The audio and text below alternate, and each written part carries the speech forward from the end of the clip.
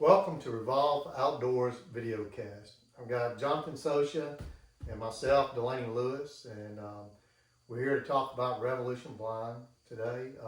And before we get started, the first thing I want to mention is we are not professional actors.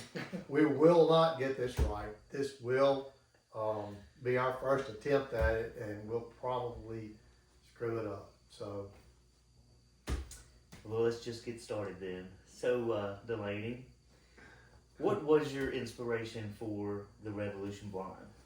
yeah, so it was actually two different things over a lifetime.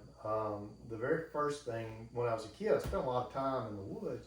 I liked to hunt, and back in those days, and this was a very long time ago, this was before camouflage. This was before there were any kind of hunting, anything.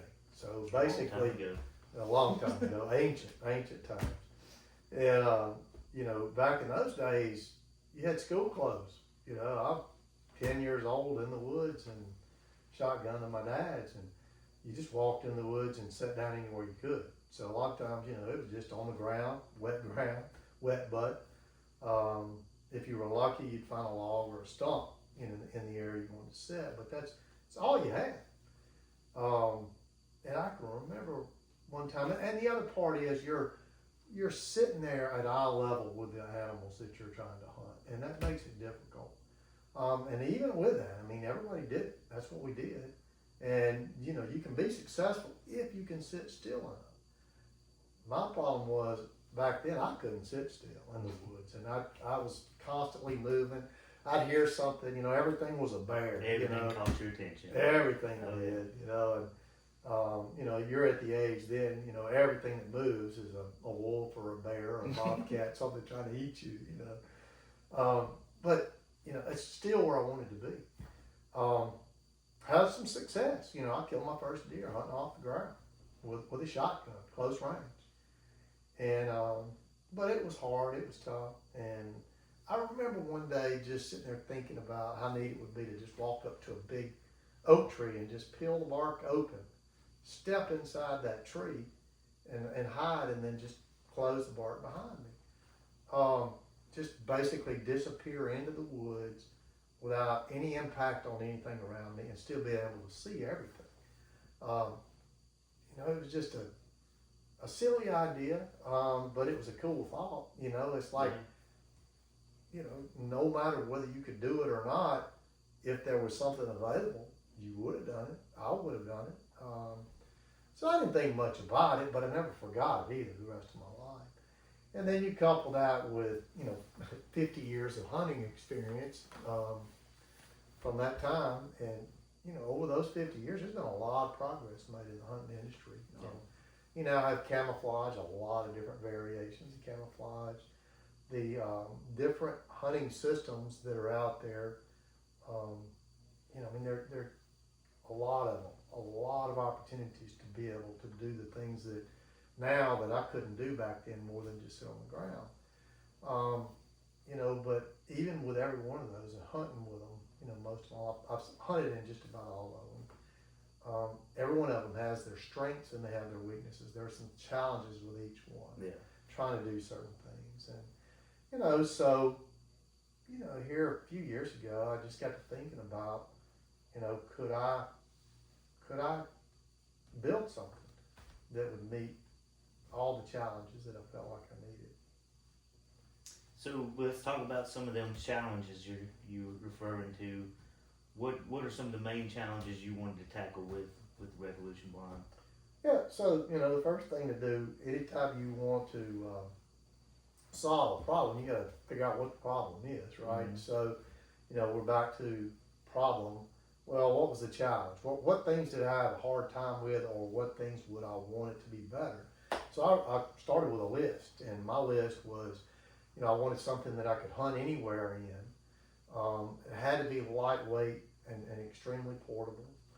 I wanted it to be a quick setup and takedown and silent, just as quiet as possible while you're setting it up.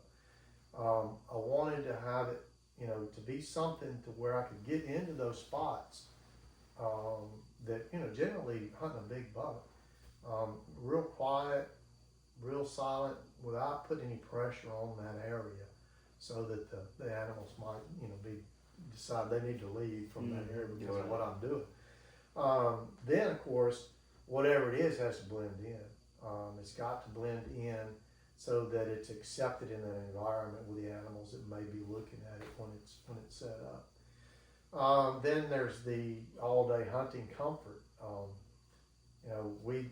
We hunt a lot, and it's got to be something that you can be comfortable in. Then something that is of utmost important is how does it deal with the wind, the scent control. And for me, just being able to keep downwind of the area that I want to hunt was important. So I need to be able to adjust to the wind. So let's just kind of go through the things on your list. I think the first one was that you wanted to be able to hunt anywhere. How does this allow you to do that? Okay. Yeah, this the design, we have a tree bracket that actually, this goes on to and suspends from a tree bracket, and it will set up on a tree anywhere from 3 inches in diameter up to 30 inches in diameter. It does not have to be a perfect tree. It doesn't have to be symmetrical. It can have limbs on it. The only real requirement for it is, other than between 3 and 30 inches, is that it's strong enough to support your body weight. Right. Yeah, that should be a given. So you said you needed it to be portable, and it's got to be lightweight. If it's going to be portable, how much does it weigh? Yeah, this one is our T-Series Cadura model. It's the waterproof, and it's our heaviest one. And this is 11 and a half pounds is what the total weight is in this one. I just want to demonstrate that to you. And it's kind of designed to go on your back easy and be light enough so that as I'm, walking through the woods, scouting or hunting, I can actually have my weapon of choice in my hand while I have this thing still on my back. Right. And what kind of setup and takedown time are we talking about? Yeah, I've obviously been hunting in this for about 4 years now, and pretty experienced in it. But from the time that I walk up to a tree with this on my back to the moment that it's set up and I'm sitting down in it and closing the curtain behind me is about a minute and a half. That's quick. That is quick, and the takedown is a little quicker than that. Actually, it's closer to a minute on the takedown. So that allows me to come in, set it up, and disappear just quickly, which is what I wanted to do. I think earlier you mentioned something about a low impact to the hunting pressure. What do you mean by that? Yeah, I was always taught growing up that your best opportunity on any hunt's the first time you're in a new location, and I've experienced that in my life. It's usually, the deer don't know you're there. They've never seen you. They've never seen your stand. So there's a lot of truth to it. So with this system, as you just saw me put it on my back with my bow in my hand or gun, whatever it is that you're hunting with, that means that I'm actually hunting as I'm scouting. So when I find that spot, I'm walking through the woods, just lightweight enough to walk around with. It's not a burden. And I find that spot that I really like, and I've decided this is where I want to be. This blind allows me to back up and set up right there. And the ability to put it on anywhere from a 3 to 30 inch tree gives me a lot of options. So I get to stay downwind, so I get to not, impact the environment with my scent, keep my nose in the wind. My setup and takedown time is so fast that I'm not really having a big impact on it. I'm quiet. Mm-hmm. And that's the first time I went in there. Yeah. With some of the other hunting systems, I have to go in and scout, then I have to go back and get my stand, then I have to bring my stand back in, get it set up, and then come back in the third time to hunt it. Causing a lot of chaos in there. Every time that I come in, you have to assume, especially with a really big buck, that he sees you, and he's either laying down or ducking away from you. Yeah. So every time you come in there, you're educating the deer in that area. So, that's what this one does. It lets you hunt as you go. It's also got a pretty unique design. Can you tell us a little bit about it? Yeah. So, when we were talking earlier, about that dumb idea as a kid about walking up to a tree and just peeling the bark back and opening it up and sitting in it and disappearing. The truth is this is the fruition of that thought. After all of those years, if you're going to blend in the environment, you need to look like the environment that you're in. This looks like a tree or a tree stump. You could say either one. The size of it matters. The reason people will ask me sometimes is, why can't it be larger, or can I get a bigger one? Well, when you start getting bigger than the trees around you, you start sticking out. Mm-hmm. So, we wanted the shape of a tree. We wanted the bark of a tree as the camo pattern, and we have different ones. But we also wanted to be about the size of the tree. And that's what went into that design, to be able to blend in. And with all the things you just said, how are you able to make this an all-day comfortable thing with the size and the restrictions you just listed? Yeah. When I kind of had the idea that, we could do this thing, and, it was time to kind of work on the seat design part of it, we looked at a lot of different seats, and I've hunted in a lot of different seats. And that's not just hunting seats.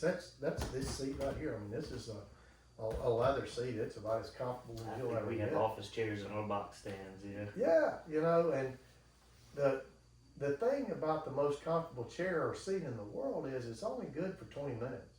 Yeah. In 20 minutes, you're going to have to adjust, move your body, stand up, stretch, something.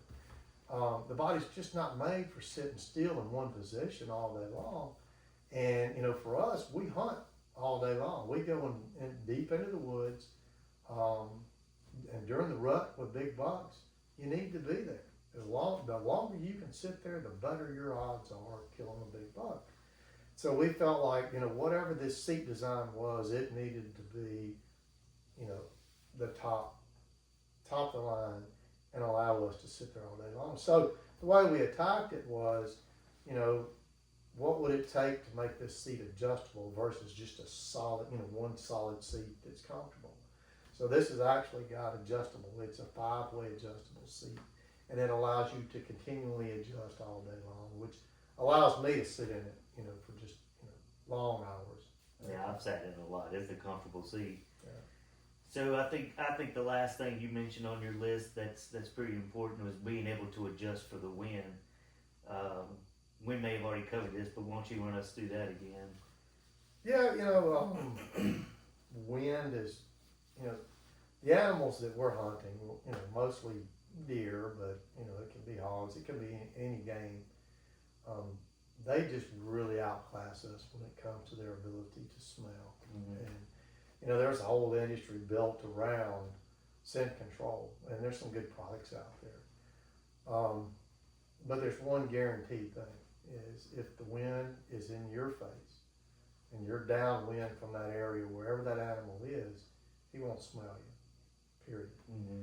So, a lot of the systems limitations that I've hunted, all these years, that was one of the biggest limitations. I would have a really nice setup on a really good area, and the wind might shift on me. And, I have a choice to make that day. I can either decide to go home and wait until the wind is right, or I can take a chance and hunt it. And the problem is, if I hunt it and that animal's, they get my scent, I've educated them and they're gone. And 9 times out of 10, I never even see them.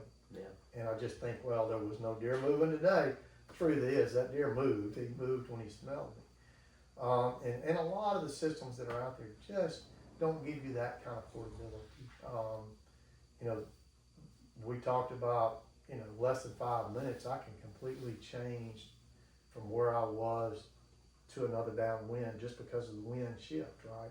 That's 5 minutes, quiet, moving, and staying in the same area. Yeah. That opens up a whole new world of opportunity for me to hunt. I was a weekend warrior most of my life, so that, what that meant, well, you work, 5 days a week, and you get to hunt Friday evening and Saturday morning and Saturday evening. And, sometimes early on I would hunt on Sundays, but Lord convicted me and I quit that. So, what that meant was, during the rut, the prime time of the year, I'm getting to hunt 3 or 4 times.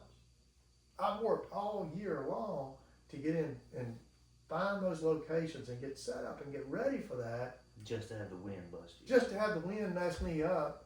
And what am I going to do? Mm-hmm. Well, I promise you, I stay on the stand. And I'll use everything out there to try to help me.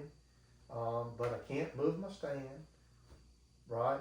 Mm-hmm. May not be a perfect tree on the other side of that. Or I'm making, noise going in and moving something. And I'm tight on a big buck. Mm-hmm. So, just a lot of limitations to it. And, the importance of being able to have a system that allows you to make those shifts quickly and quietly, it can't be underestimated. It was important for me.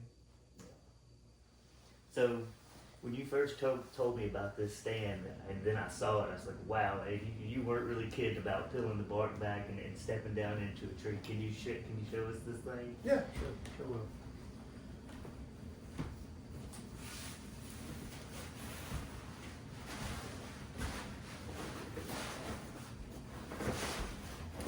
I think that's cool every time.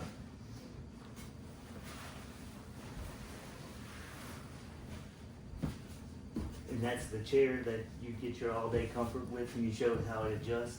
Yeah. Let me pull this back and show you